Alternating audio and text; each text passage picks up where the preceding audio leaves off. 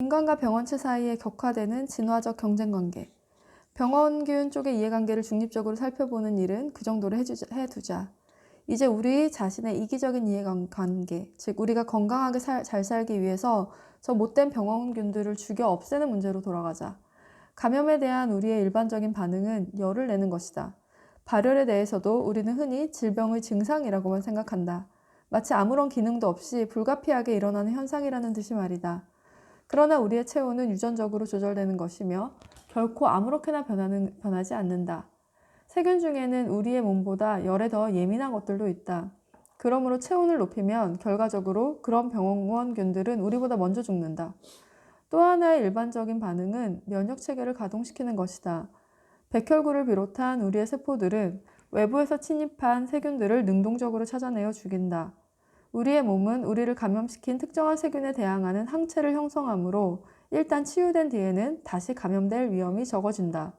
물론 경험을 통해 알고 있듯이 인플루엔자나 보통 감기 따위의 질병에 대한 우리의 저항력은 일시적인 것에 불과하여 결국 다시 그 병에 걸릴 수도 있지만 홍역, 볼거리, 풍진, 백일해, 그리고 지금은 정복된 천연두 등의 다른 질병들에 대해서는 단 한 번의 감염으로 자극을 받아서 생긴 항체가 평생 동안 면역성을 준다. 바로 이것이 예방접종의 원리다.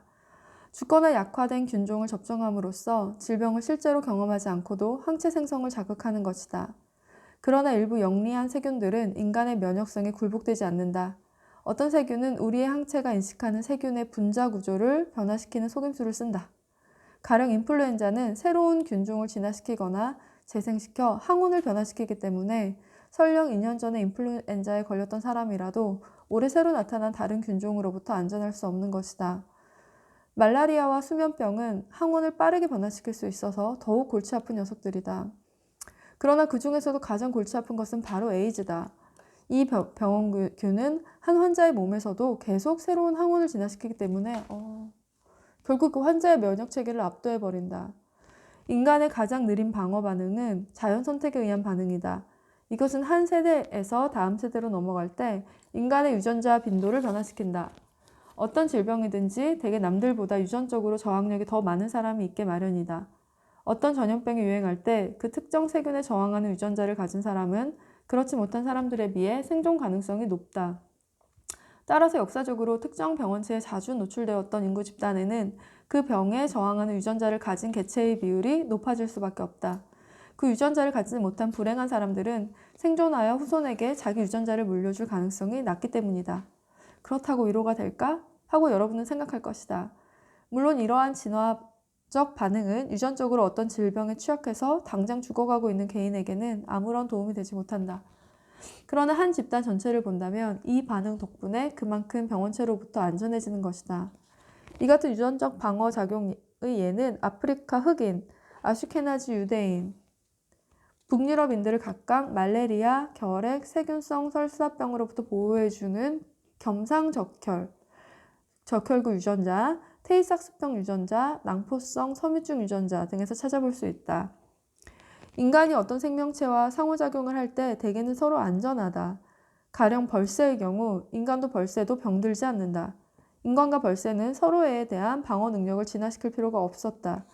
이와 같은 평화적인 관계가 유지될 수 있었던 것은 벌새들이 인간에게 의존하여 새끼를 퍼뜨리거나 인간의 몸을 먹이로 이용하지 않기 때문이다. 벌새들은 꿀과 곤충을 먹도록 진화되었고 스스로 날개를 움직여 이런 먹이를 찾는다. 그러나 세균은 인간의 몸속 영양분을 섭취하도록 진화되었으며 피해자가 죽거나 저항할 때 새로운 피해자의 몸으로 날아갈 수 있는 날개를 갖지 못했다. 그래서 많은 병원균들은 피해자에게서 피해자로 옮겨가는 여러 가지 방법을 진화시켜야 했다. 이러한 수법 중에는 인간이 흔히 질병의 증상으로 경험하는 것들이 많다. 그러나 인간은 인간 나름대로 대응 방법을 진화시켜왔고 병원균들은 다시 거기에 대한 대응 수법을 진화시키는 것으로 대처해왔다. 그리하여 인간과 인간의 몸에 기생하는 병원체들은 점점 더 격화되는 진화적 경쟁관계 속에서 서로 옴짝달싹 못하게 되었다. 패배의 대가는 어느 한쪽의 죽음이며 자연 선택이 심판을 받고 있다. 지금부터 이 경기의 형태를 살펴보기로 하자.